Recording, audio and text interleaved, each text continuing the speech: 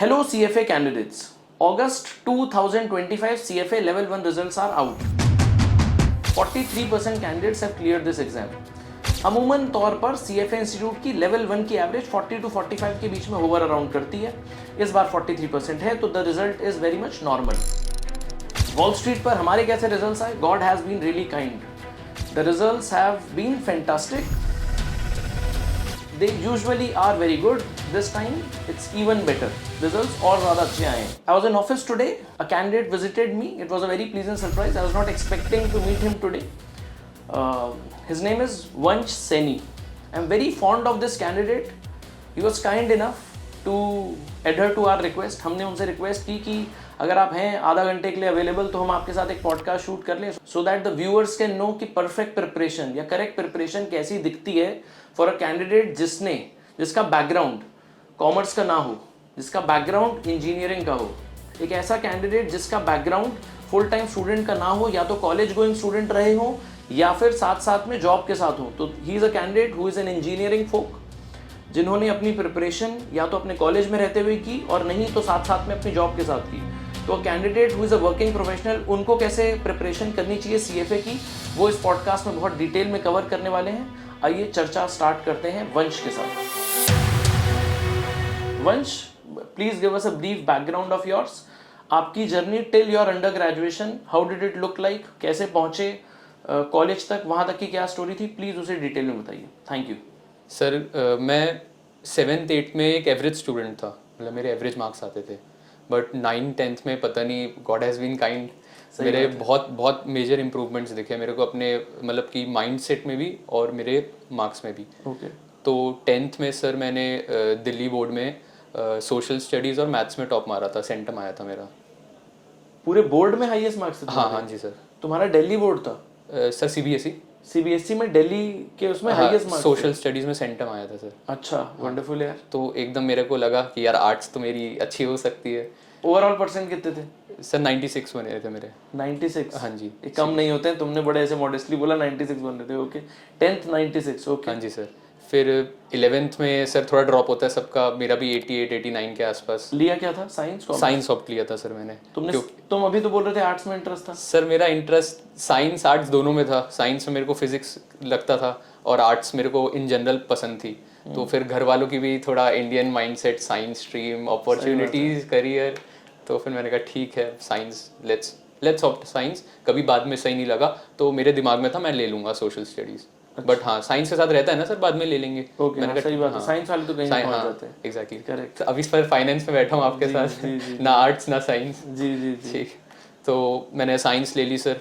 तो फिर मेरे 12th बोर्ड में सर मेरा कोरोना वाला बैच था. अच्छा. तो हमको जज किया गया था 11th और 10th के मार्क्स पे, प्लस जो प्रैक्टिकल हमने दिया था. तो उसमें मेरे को स्कूल वालों ने 95% दिया था. तो 10th 96, 12th 95. ओके. तो और कुछ एंट्रेंस भी होती हैं ये इंजीनियरिंग या? सर जेई के लिए पेपर दिया था ना मैंने. अच्छा. मेरी प्रेपरेशन थोड़ी लेट स्टार्ट हुई थी, मैंने कोचिंग वगैरह नहीं ली थी. अच्छा. हाँ, तो मेरे को आइडिया नहीं था क्योंकि साइंस में मैं वैसे ही कैसे आया था मेरे को पता है. तो फिर मैंने अपना नंबर से, बोर्ड के नंबर से दिल्ली यूनिवर्सिटी के लिए अप्लाई कर दिया था. मेरा हंसराज वगैरह में फिजिक्स ऑनर्स के लिए आ गया था. अच्छा. बट मैंने फिर जेई की प्रिपरेशन करी क्योंकि थोड़ा सब डिले हो गया था कोरोना की वजह से. तो जेई का मेरे टाइम पे 4 अटेम्प्ट थे. इन जनरल 2 होते हैं. अच्छा. हमारे कोरोना के टाइम पे 4 अटेम्प्ट थे. तो अच्छा. तीसरा चौथा अटेम्प्ट में मेरे को DTU में इंजीनियरिंग फिजिक्स मिल गया था. अच्छा. तो फिर मैंने ग्रेजुएशन की है DTU से? हाँ जी सर, दिल्ली टेक्नोलॉजिकल यूनिवर्सिटी से इंजीनियरिंग फिजिक्स से मैंने अपनी ग्रेजुएशन कंप्लीट करी है. Engineering physics is a degree, 4 year degree. Engineering physics जैसे सर कंप्यूटर साइंस, इलेक्ट्रिकल, अच्छा, वैसे ये एक इंजीनियरिंग फिजिक्स एक डिग्री है. okay. इसमें थोड़ा सा पोर्शन इलेक्ट्रिकल का होता है और थोड़ा सा कम्युनिकेशंस ECE का होता है. I get to learn a lot about academics by talking to such folks. जी. तो सर इंजीनियरिंग मेरी इसी साल खत्म हुई है. अच्छा. हाँ, मैंने इसी साल पेपर दिए थे. फेब मार्च के अराउंड मेरे 2-3 पेपर थे. कुछ तो मतलब स्टार्ट की होगी तुमने 2021 में? हाँ जी. 2021 से 2025 इंजीनियरिंग. कितना CGPA बना? सर मेरा क्यूमुलेटिव CGPA 8.5 8.6 के अराउंड. और ये अच्छा होता है, एवरेज होता है, बुरा होता है? सर 8.6 अच्छा होता है, बहुत अच्छा मानते हैं. 9 के ऊपर हम गॉडली मानते हैं कि ठीक है ये बंदा सेट हो गया. ओके. बट सर बीच में हुआ था मेरे को 1-2 सब्जेक्ट में मेरी बैक भी आ गई थी सर. और वो वोकेशनल सब्जेक्ट थे। मेरी बैक आ गई थी सर, मेरा अपेंडिक्स का ऑपरेशन हो गया था। ओके तो मैं वो पेपर अपीयर नहीं कर पाया। तो फिर वो बैक में फिर एक सेट होता है कि अगर पास भी हो गया तो ओ नहीं देंगे, B+ देते हैं। अच्छा। तो फिर मेरे कुछ में बी भी आए हुए हैं, तो मेरी कुछ सेमेस्टर्स में गिर गई थी। तो long story short, till your under graduation the journey is 10th 96, 12th 95 and under graduation is 8.5 CGPA. It is said that someone who is good, someone who is diligent would generally be performing well in all the domains, and then someone who is not diligent, not serious, उनका generally overall career में देखें या sports activities देखें या दूसरी भी चीज़ें देखें तो जनरली उनके परफॉर्मेंसेस भी वही चीज़ रिफ्लेक्ट करेंगे। अब अगर कोई कैंडिडेट 10th 12th और अंडर ग्रेजुएशन में इतना कंसिस्टेंटली परफॉर्म करके आए तो इट इज़ एक्सपेक्टेड कि आगे भी परफॉर्मेंसेस अच्छी रहनी चाहिए। ओके ग्रेट, देन CFA का क्या सीन बना? How did you get into finance? अब सर जब और अभी क्या चल रहा है? सर करंटली मैं जॉब कर रहा हूँ। मेरे को कॉलेज प्लेसमेंट से ही जॉब मिली थी स्विगी लिमिटेड में। ओके मैं ऑपरेशंस एरिया मैनेजर हूँ ऑपरेशंस डिपार्टमेंट में। तो आप ऑपरेशंस डिपार्टमेंट में स्विगी में कॉलेज से प्लेस हो गए थे? हाँ जी सर, कॉलेज से place this placement happened in which month? Sir मई में मैं प्लेस हो गया था। Okay and how did okay and when did you start your CFA preparation और CFA में आए कैसे? सर मेरे को जब कॉलेज खत्म हुआ इंजीनियरिंग के एंड में तो हो गया अब ना मेरे को आर्ट्स करनी है ना मेरे को फिजिक्स करनी है। Typical science syndrome. हाँ, तो अब मैंने कहा मेरे को फाइनेंस, मेरे को नंबर्स तो समझ आते थे तो मेरे को फाइनेंस में एकदम आया टच। तो मैंने अपने दोस्त से पूछा कॉमर्स वगैरह में, भाई क्या करा जाए? तो उसने कहा भाई देख तेरे पास 2-3 चीज़ें हैं, ऐसे ऐसे तो कर सकता है। मैं कहा ठीक है, मेरे को CFA थोड़ा करिकुलम अच्छा लग रहा है, लेट्स गो विद इट, देखते हैं। ओके तो वैसे मैं ऑन बोर्ड हुआ CFA के लिए। How did you reach us? Sir मैंने कुछ इंफॉर्मेशन वगैरह गूगल वगैरह से निकाली। तो फिर मैंने आपका नाम देखा बहुत जगह। तो मैंने कहा ठीक है लेट्स टॉक। तो मैंने CP में 2-3 जगह देखा तो यहाँ का फिर मैंने कंफर्म किया। Okay, thank you very much for selecting us. He is such a candidate कि अगर सेल्फ प्रिपरेशन करते तो भी honestly he would have qualified. It's my pleasure to work with such candidates. वो God has a great plan, God has been kind to me, has a great plan. वो मतलब वो ऐसे बच्चों के साथ तो बहुत अच्छा करते ही करते, but he wanted to bless us by giving such students, so genuinely thanks. Okay, let's get into your CFA preparation now. आप मुझे एक बार मैक्रो लेवल व्यू बताओ मंथ वाइज कि आपने किस टाइम पे प्रिपरेशन की है, कितने सब्जेक्ट्स कंप्लीट किए और उसके बाद कितने टाइम में रिविजन्स किए है। सिर्फ मुझे मंथ वाइज एक बार बताइए, फिर हम डिटेल में बात करेंगे।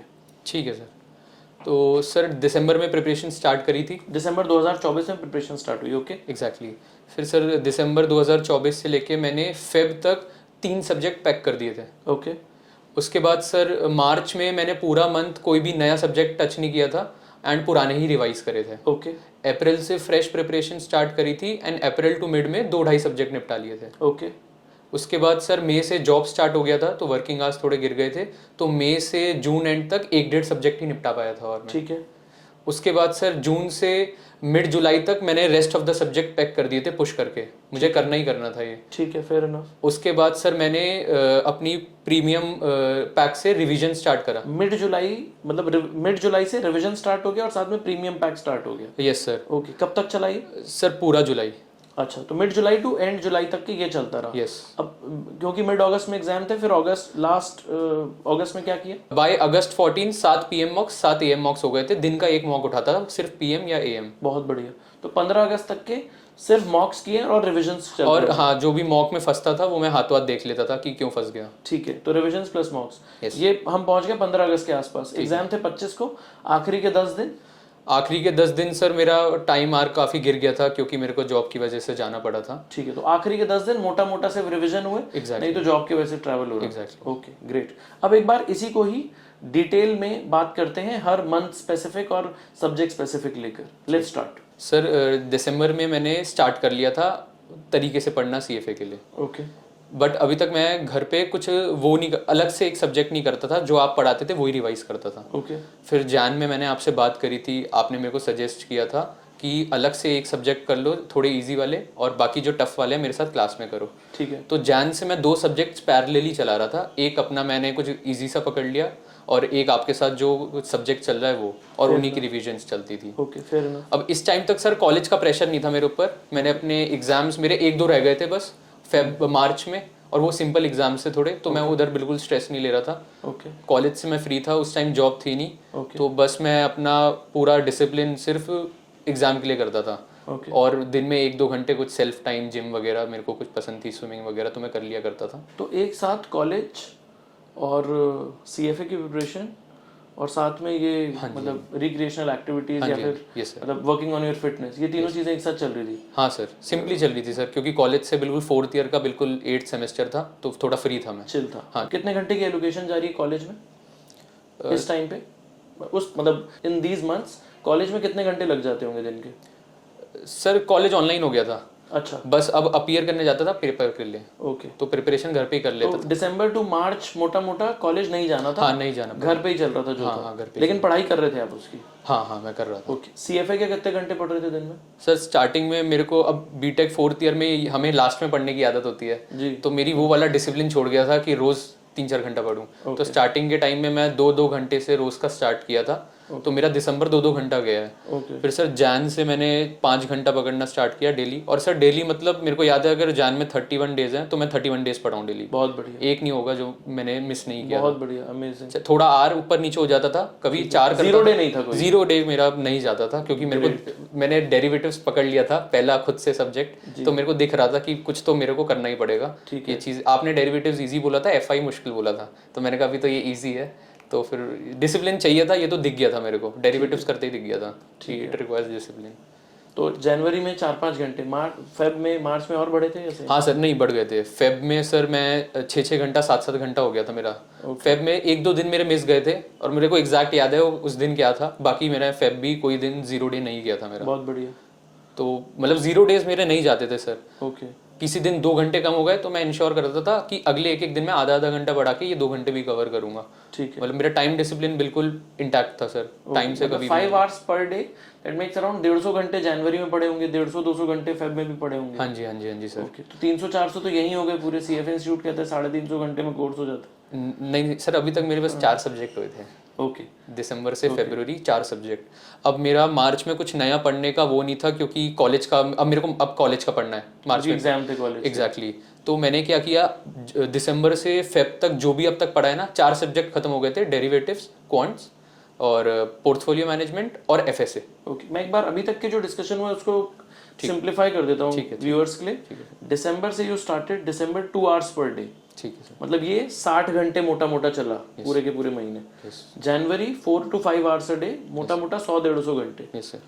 February similar 100-150 hours. मार्च में थोड़े कम हो गए एक्चुअली। Yes sir. तो मार्च में ऑलमोस्ट 100 आवर्स। Yes sir. लेकिन ये पूरा का पूरा मिला के दिसंबर, जैन, फेब, मार्च, ये 4 मिला के सिर्फ और सिर्फ जो पढ़ाई हुई है उसमें सिर्फ 4 सब्जेक्ट्स कंप्लीट हुए और आप अपने तरफ से अच्छे से पढ़ ही रहे थे। हाँ जी, हाँ जी, हाँ जी। ओके, ग्रेट, ठीक है। देन अब सर ये 4 सब्जेक्ट्स ऐसे कंप्लीट, मतलब मैं अपने सब्जेक्ट को कंप्लीट तब बोलता हूँ जब एक बार मैंने आपकी सारी वीडियोस देख ली। ग्रेट। सीएफए सी बुक का ईओडी कर लिया। श्वेजर की मैंने प्रीमियम, वो जो पतली वाली नोटबुक है ना जिसमें chapter wise, topic wise 10-10 question होते हैं। ठीक है, वो 25th आवर नाम से। हाँ, 25th आवर नाम से बुक आती है। ओके। और जो श्वेजर के मेन थ्योरी वाली बुक के ईओडी है वो, तो मैं मानता हूँ कि हाँ मेरा ये सब्जेक्ट पैक हो गया। मतलब वीडियोस कंप्लीट है, श्वेजर कंप्लीट है, और सी बुक के end of curriculum EOC done है। हाँ जी। इसको आप पूरा चैप्टर, हाँ, तो मैं बोलता हूँ कि मेरा पैक हो गया। तो ये 4 सब्जेक्ट्स एक तरीके से आप एग्जाम रेडी थे। हाँ सर, बस अब एक बार मेरे को मॉक के हिसाब से तैयारी करनी थी, मैं कंसेप्ट क्लैरिटी मेरी हो गई थी इन 4 में। एक सेकंड यहीं पर ही पॉज लेते हैं। This is super critical. I can tell you with 100% confidence कि मतलब अगर मैं नॉर्मली स्टूडेंट से बात करूं तो 10% स्टूडेंट ये काम नहीं कर रहे हैं जो ये करते हैं। मैं पता नहीं कितनी वीडियोस में ये 100% चीज़ें एक्सप्लेन कर चुका हूँ, यूट्यूब पर डाली हुई हैं, but I don't know why. मतलब students come to me after giving their exams and then they tell me कि हमने वीडियो सारी देख ली थी या श्वेजर बाद में देखा और ईओसी कर ही नहीं पाए। मतलब people prepare for this professional exam in a very haphazard manner and that's why do not get the results that they should। ये तरीका है सही पढ़ाई करने का। इस वजह से कह रहा था कि ऐसे कैंडिडेट्स के लिए बहुत ज़्यादा रिस्पेक्ट है मेरे मन में। ठीक है, आगे कंटिन्यू करते हैं। जी वंश, बताएं। तो सर मैंने मार्च, पूरा मंथ ऑफ मार्च, ये 1 महीना कुछ भी नया सब्जेक्ट नहीं पढ़ पाया CFA का। ठीक है। कॉलेज एग्जाम्स और प्लस यही 3-4 सब्जेक्ट जो हो गए थे वापस रिवाइज किया तो मैंने। दिसंबर से मार्च तक के ये 4 सब्जेक्ट्स प्लस इनके बहुत अच्छे से revisions A to Z pack, ये हाँ, प्रिपरेशन इनका सर मैंने वो भी कर लिया था, प्रीमियम में 150 क्वेश्चन होते हैं ना पर सब्जेक्ट, जी। ठीक है। वो मैंने कर लिया था। ठीक है। मार्च के मंथ में इन्हीं का डन। ठीक है, मतलब ये 4 सब्जेक्ट्स पैक, दैट्स इट। 4। हाँ, अब ये 4 सर मैं पैक्ड हो गया, मैं फ्री हो गया था इनसे कि इन्हें मैं देख लूंगा कभी। ठीक है। अब उसके बाद मैंने अप्रैल से तैयारी स्टार्ट करी वापस। फिर मैंने सब्जेक्ट पकड़ा फिक्स्ड इनकम, मैं उसको एंड के लिए नहीं रोकना चाह रहा था, वो लंबा सब्जेक्ट भी है। ठीक है। तो मतलब अप्रैल से लेके मतलब कोर्स कब तक कंप्लीट हुआ आपका? सर मैं सच बताऊं तो मेरा कोर्स एग्जाम से 20-25 दिन पहले ही कंप्लीट कर पाया मैं। इतनी सही प्रिपरेशन चल रही थी, फिर अप्रैल से आगे प्रॉब्लम क्या हुई? अप्रैल में फिक्स्ड इनकम स्टार्ट किया, अप्रैल में कितने घंटे पढ़ रहे थे दिन में? सर सेम फेब वाला 6-7 घंटा मैं रख रहा था। ठीक है, तो 6 आवर्स पर डे, मतलब 180 घंटे निकले हैं। हाँ सर, हाँ। आगे में सर मई में मेरी जो कॉलेज प्लेसमेंट हुई थी उसकी ज्वाइनिंग थी। Now the other angle comes. Okay, और फिर कितने घंटे पढ़ाई हो रही है? अब सर मेरे लिए नया था सर पूरा, मेरे को अडॉप्ट करने में भी टाइम लगा। सही बात है। पूरा दिन में कॉलेज गोइंग स्टूडेंट्स को तो 6 घंटे 5 घंटे से ज़्यादा कॉलेज में बैठने की आदत नहीं होगी। नौकरी में 12 घंटे बैठना पड़े, 10 घंटे बैठना पड़े, वो तो बैठना ही पेन है। हाँ सर। हाँ। और सर मेरी जॉब थोड़ी टाइम डिमांडिंग भी है। ओके। अगर कोई रियल टाइम पे कुछ दिक्कत होती है तो मेरे को अवेलेबल होना पड़ता है, चाहे ऑनलाइन ही। सही बात है। स्विगी में जॉब है, बारिश हुई तो वो सरचार्ज और कन्वीनियंस चार्ज लगेगा, वो लगाने के लिए बैठना तो पड़ेगा। Correct, जी, ठीक है। तो सर मेरा ड्रॉप हो गया था। जॉब जैसी मैंने ज्वाइन करी थी उस वक्त हम क्वांट्स 2 कर रहे थे। तो आपने अप्रैल में भी अपने बेस्ट टाइम की प्रिपरेशन, मतलब बेस्ट टाइम एलोकेशन किए, और उसके बाद मई से आपके नंबर ऑफ आवर्स ड्रॉप हो गए। हाँ सर, सिग्निफिकेंट। अगर मैं एट अ मैक्रो लेवल बोलूं तो आपने दिसंबर से प्रिपरेशन किए, दिसंबर से लेके अप्रैल तक के मोर और लेस आप अच्छा खासा कमिटमेंट दे पाए।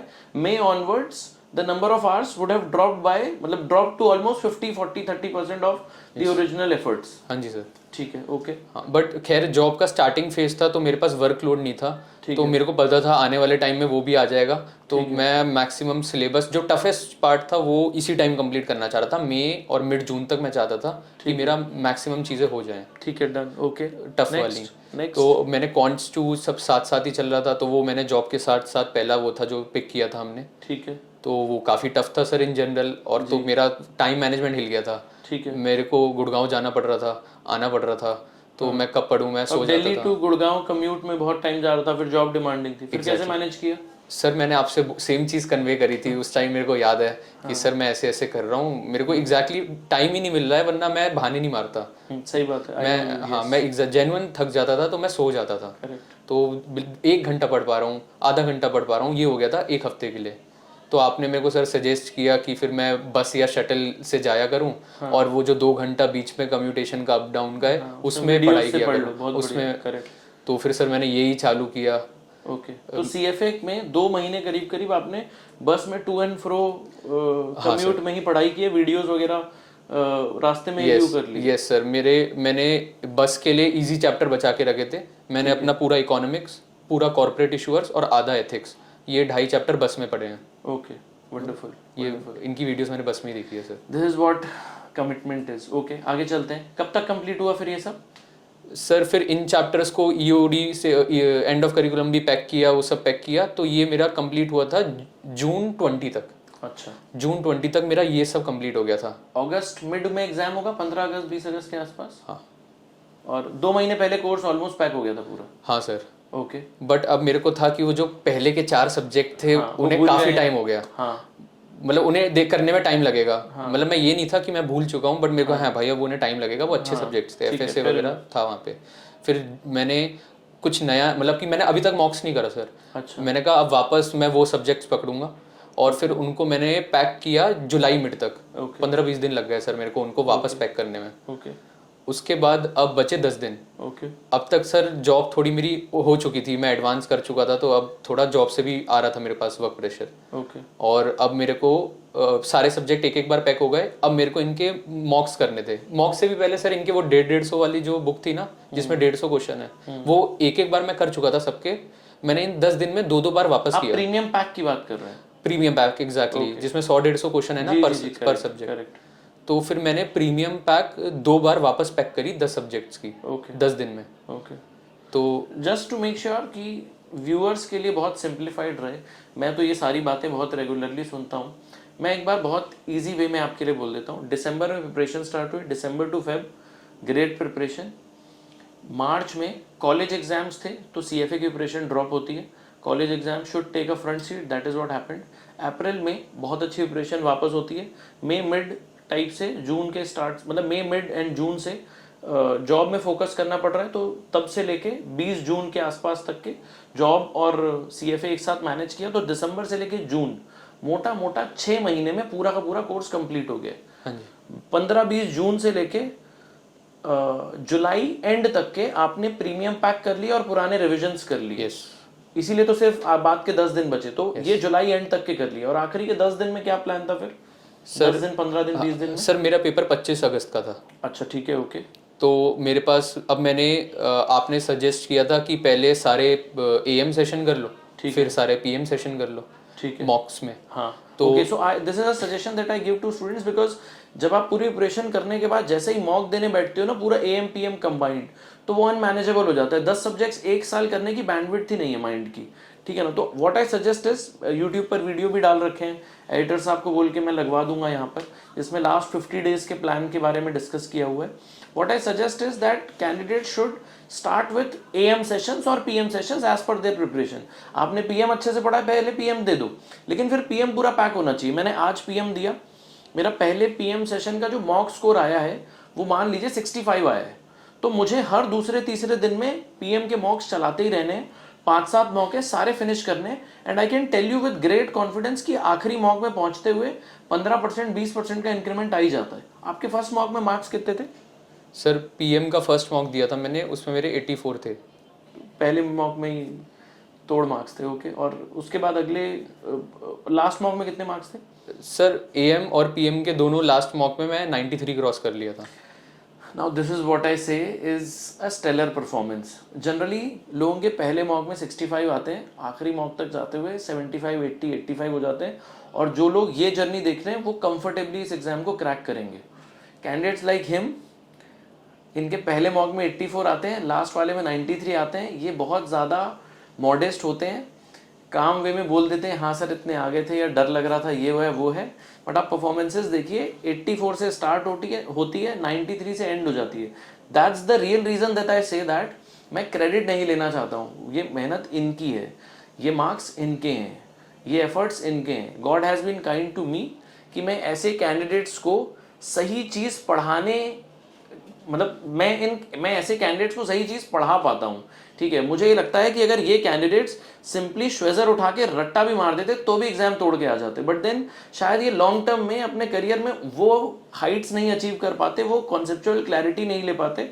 बस मेरा उतना छोटा सा एक इनपुट है कि मेरी कोशिश है कि ये बस सही चीज़ पढ़ लें, पढ़ तो अच्छे से लेंगे, बस ये सही चीज़ पढ़ लें, यहाँ पर ही मेरे इनपुट्स आते हैं, दैट्स इट जी। तो सर मैंने पहले PM मॉक्स उठाए, 7 PM मॉक्स थे हमारे पास, तो एक दिन मैंने पकड़ा और उसमें मेरा टाइम पहले PM मॉक में पूरे 2 घंटे लगे, okay. But last PM mock तक 50 मिनट में पूरा मॉक निपटा रहा था मैं। एक PM मॉक 2.25 घंटे का पेपर 50 मिनट में हो जाता था? हाँ, जो आखिरी मॉक था उसमें मेरा टाइम ड्यूरेशन 50-60 मिनट, 55 मिनट में मैंने निपटा दिया था लास्ट में। बहुत ज़बरदस्त। और सर ये बात तब की है, मतलब ये ऐसे था कि रात को मैं 2 बजे बैठता था मॉक देने, क्योंकि मैं ऑफिस से आया होता डिनर विनर, फिर 2 से थोड़ी सी रिवीजन करी और सुबह 4 बजे बैठा मॉक देने, फिर 5-6 बजे तक हो गया, फिर मैं सोया। बहुत ज़बरदस्त, मतलब ये वो वाला टाइम है, मेरे को अब भी याद है। ओके। तो लोग मुझे उल्टा सीधा लिखते हैं, मैंने जनरली तो कैंडिडेट्स या स्टूडेंट्स एडमायर द फैक्ट कि हम लोग बहुत ऑनेस्ट और क्लीन वीडियोस बनाते हैं, but there are times when I say that we will require 700 hours to prepare for this and someone would say कि 300 घंटे में हो जाता है, मैंने 1 महीने में पढ़ा था। यहाँ पर कैंडिडेट्स बता रहे हैं इतने महीने पढ़ने के बाद 50 मिनट में एक पेपर होता है। That is what it takes for stellar preparations.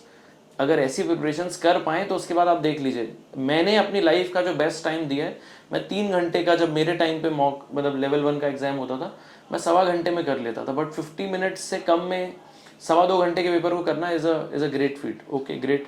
तो आखिरी के 10 दिन में कितने घंटे पढ़ रहे हो कि डेली चल रहा था तब 10-12 घंटे दिन का? सर आखिरी के 10 दिन मेरे लिए थोड़े बहुत ज़्यादा डिफरेंट थे, ओके। क्योंकि मेरे को जॉब पर्पस से मेरे को झारखंड जाना पड़ा था, रांची। अच्छा। तो 20 तारीख को मैं रांची चला गया था। ओके। हमारा वहाँ पे कुछ आपका एग्जाम कब था? 25 तारीख का सर। तो 20 को आप ट्रैवल पे निकल गए थे? हाँ सर 20 आपने को छुट्टी वगैरह नहीं मांगी ऑफिस से? नहीं सर, मैं अभी नया आया था तो सही मेरे बात है, को जॉब थोड़ा की चिंता थी। हाँ मेरे को थोड़ा कनेक्शन भी बनाने थे तो मेरे तो लीव्स वगैरह नहीं मिल रही थी। हाँ, और मैं थोड़ा कॉन्फिडेंट भी था कि मैं कर लूँगा। हालांकि मेरे को चाहिए था टाइम दिन का, बट मैं कॉन्फिडेंट था ठीक है यार मेरे को दोनों मैनेज करना चाहिए इस वक्त। ठीक है। गट फीलिंग आ रही थी कि जाना चाहिए। ठीक है, तो आप 20 को ट्रैवल करने निकले और वापस कब आए? सर मैं वापस आया था 24 की रात को 10 बजे। शर्म नहीं आती बेशरम? 20 तारीख को एक कैंडिडेट जा रहा है, 24 को वापस आ रहा है, 25 को उसका एग्जाम है। I couldn't have pulled this off. मेरी हिम्मत ही नहीं होती। Okay great, I am interested to know more. Sir 24 की रात को 11 बजे तक आ गया था मैं। ठीक है। तो अब मेरा ये था कि ठीक है मैं चला तो गया हूँ। वहाँ पे मैं सर रांची में 1.5-2 घंटा दिन की पढ़ाई करी। मैंने सर को बोल दिया सर 2 घंटा मेरे को रूम खाली चाहिए, मैं बाद में आके आपसे बात करते हैं। ओके। फिर 2 उन्होंने दे दिया। तो दिन में 1.5 घंटा पढ़ा है बस आपने? हाँ 1.5 से 2 घंटा पढ़ा सर। एंड में तो मैं पन्ने पलट रहा था ना, सिर्फ मेरे को ऊपर से टॉपिक का नाम देखना था। एंड में मैंने डिटेल में नहीं पढ़ता था। Great, perfect perfect. मेरे को बस एक बार टॉपिक देखना था, अच्छा ये याद है, हाँ याद है, ये याद है, ऐसे करके मेरा एंड में ऐसे हो गया था। ओके। आप लोगों ने कई बार वो कोई स्टंट्स वाली मूवीज देखते हैं, कोई एक्शन मूवीज देखते हैं, वहाँ पे बहुत एक एडवाइजरी लिखी होती है, पढ़ी आप लोगों ने कभी? That these are professionals who are performing these things, life threatening है, मत परफॉर्म करेगा। ये उन्होंने ऐसी बात की है। एडिटर्स आपको बोलेंगे कि जब ये बात ये बोल रहे हैं कि मैं 20 से 24 को ट्रैवल कर रहा था, 25 को एग्जाम दे रहा था, हम भी लिखेंगे ये एक्सपर्ट्स और प्रोफेशनल्स कर सकते हैं ऐसी चीज़, आप लोगों को नहीं करनी है ये। We just bring this out because it's an honest thing. जो हुआ वही बताना चाहिए, वो बता दिया, लेकिन ये चीज़ को प्लीज़ अप्लाई मत करिएगा अपने साथ। If you are a candidate who is a working professional, please make sure कि आप 5-10 दिन की पहले से ही लीव लेके रखें। आखिरी में, मतलब आखिरी के 15 दिन में अगर आपके पास लीव्स हैं तो वो 10, 15, 20 पॉइंट्स ऐड करती हैं आपके प्रिपरेशन में। What was your overall score? 1765। 1765 is a stellar result, तोड़ रिजल्ट है ये। बट ट्रस्ट मी, अगर मैं ऐसे ऑल्टर कर दूं, ये लास्ट के 10 दिन ठीक कर दूं, या उसके पहले के 2-3 महीनों में थोड़े से स्टडी आवर्स बढ़ा दें तो ये 1850 हो जाए तो कोई बहुत बड़ी बात नहीं होगी। Great, next. तो how was the exam day? अच्छा नहीं, कुछ बताना चाह रहे थे इसमें तो प्लीज ऐड करिए। मतलब फिर वो रात में ऐसी फीलिंग नहीं आ रही थी आपको कि 24 को लैंड किया हूँ, कल सुबह एग्जाम देना है, पूरा कोर्स एक बार देख लूँ, नज़रों से निकाल लूँ? सर मैं आपको जेन्युइनली बताऊं तो मैं जब मेरी प्रिपरेशन एंड हुई थी ना जुलाई मिड में, जब मैंने पूरा एक बार रिवाइज कर लिया था जी, तो तब मेरे अंदर आ गया था कि क्लियर तो हो जाएगा। अच्छा, 1 महीना पहले आ गया था क्लियर हो जाएगा तरीके दिस से। What preparation looks like. ठीक है, अब मेरे को हाँ कुछ ऐसे चीज़ें होती हैं जो मिस हो गई हो या जो देखनी पड़ती हैं, वरना ठीक है, हाँ हाँ, कंसेप्ट से ऊपर जो कुछ चीज़ें एकेडमिक पॉइंट्स रहते हैं कि यार ये चीज़ देखनी है, थ्योरी के कुछ पॉइंट्स हाँ वही देखने थे। तो और फिर पूरा एक बार पूरा रिवाइज भी करना था, तो ये फिर भी मैनेजेबल था। जो बड़ी चीज़ थी वो हो गई थी, मतलब ओके, डन, ग्रेट, वो हो गई थी। How did the exam day look like? Sir exam day पे कॉन्फिडेंट थे कि कोई नहीं देखा है, कोई फर्क नहीं पड़ता? सर एग्जाम डे में मैं बहुत कॉन्फिडेंट था, मैंने सब देख लिया था सर। फ्लाइट में भी सर मैं देखता देखता ही आ रहा था। अच्छा, ग्रेट, मैंने वो बिल्कुल टाइम नहीं छोड़ा था सर। सही बात है, ग्रेट, बढ़िया। तो सर एग्जाम डे पे मैं कॉन्फिडेंट था कि मैं क्लियर तो कर लूँगा। ठीक है, एग्जैक्टली मैं अपना मॉक्स वाला परफॉर्म कर पाऊंगा, मैं उसमें कॉन्फिडेंट नहीं था। ओके, बिकॉज अगेन मेरा थोड़ा सही था बात है, 84 to 93 आ रहे थे अगर मॉक्स में, तो क्योंकि वहाँ प्रिपरेशन थी, यहाँ प्रिपरेशन नहीं की है, तो ठीक है, थोड़ा ऑफ होगा। और सर मैं बहुत एग्जॉस्टेड था पर्सनली। ओके, मेरा ट्रैवलिंग पूरा, मतलब मैं अपना बेस्ट माइंड उसमें नहीं था, बट हाँ मेरी प्रिपरेशन मेरी बेस्ट ही थी, नेक्स्ट टू बेस्ट ही थी। I'll tell you what it is. The preparation was so good that he knew कि एग्जाम क्वालिफाई हो जाएगा, साथ में ये भी पता होगा कि मॉक्स वाला स्कोर नहीं ला पाऊंगा। हाँ सर, ये दोनों चीज़ें थी मेरे माइंड में, और मैं कुछ सोच ही नहीं पा रहा था सर। मैं थका हुआ था, मेरे को नींद आ रही थी, काफ़ी टाइम से नहीं सोया था। मैं गया, मैं अपना लिखा पेपर। कितने देर में हो गया था पेपर? स्टैंडर्ड 7 ब्रीच नहीं करेंगे, कोई भी हम पेपर के अंदर की बात नहीं करेंगे एज यूजुअल। ठीक है sir. Let me say this out loud, I do not breach standard 7 even while I am talking to students off camera.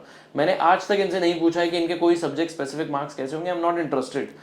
I am interested in knowing the perfect plan to prepare. Is the candidate prepared और not, that's it. कोई मतलब exam में क्या question आए, सब छोटी बातें, ये सब नहीं डिस्कस करते अपन, ठीक है, डन। ये पूरा का पूरा एग्जाम ये AM हाफ में स्लॉट था आपका? हाँ सर, बाय डिफॉल्ट AM ही आ गया पहले। नहीं, बाय डिफॉल्ट नहीं, आपने जो एग्जाम स्लॉट किया था, हाँ सुबह का था, सुबह का स्लॉट लिया था आपने। ओके, सुबह का था। 9, सवा 9 बजे पेपर चालू होता? हाँ। कितने बजे तक पूरा हो गया था कंप्लीट? सर मेरा पेपर हो गया था 1:30 बजे तक हो गया था मेरा पूरा। अच्छा, मतलब एग्जाम में आपने ठीक ठाक टाइम लिया है? हाँ सर, बीच में मैं आधा घंटा रेस्ट करने के लिए बिल्कुल अपनी चेयर पे जाके बैठ भी गया ठीक था। है, तो 1-1.5 घंटे में फर्स्ट हाफ, 1-1.5 घंटे में सेकंड हाफ, हाँ। 1-1.5 बजे तक के आपका पूरा पेपर एंड पूरा पेपर एंड हो गया था। Great. You felt good after the exam, you felt confident after the exam? 100% sir, मतलब मैं कॉन्फिडेंट था ये क्लियर हो गया है। ओके, ठीक है, बहुत जो प्रिपरेशन थी वो दिख रही थी। सर मॉक्स बहुत इंपॉर्टेंट है, मैं इन जनरल ऐसे बोलूँगा कि मेरी 40% जो है वो मॉक्स मेरे को हेल्प किया है एग्जाम के थ्रू, तो mocks are very important. Okay okay. And yes, I was confident. अब मेरे सर एक था, ये कंधे से बोझ उतरा है। हाँ, तो हाँ, अब मैं जाके मेरे को सोना था, मैंने ऑफिस की छुट्टी ली, मैंने कहा सर आज मेरे को छुट्टी दे दो। मैं पता नहीं सर अगले दिन उठा था, मैं दोपहर में सो गया था। Okay, wonderful wonderful. क्या नेक्स्ट, क्या प्लान्स हैं? What, how do you plan your career ahead? Sir currently तो मैं स्विगी के साथ जॉब कर रहा हूँ और अभी मैं कंटिन्यू करने का ही सोच रहा हूँ। ठीक है। बट साथ में मैं अब लेवल 1 क्वालिफाई हो गया है, तो मैं सोच रहा हूँ कि जनवरी से प्रेप करूँ लेवल 2 की नवंबर तक। ओके। और नवंबर में अपना सेकंड अटेम्प्ट दूँ। ओके, नहीं ये तो माइक्रो प्लान हो गया।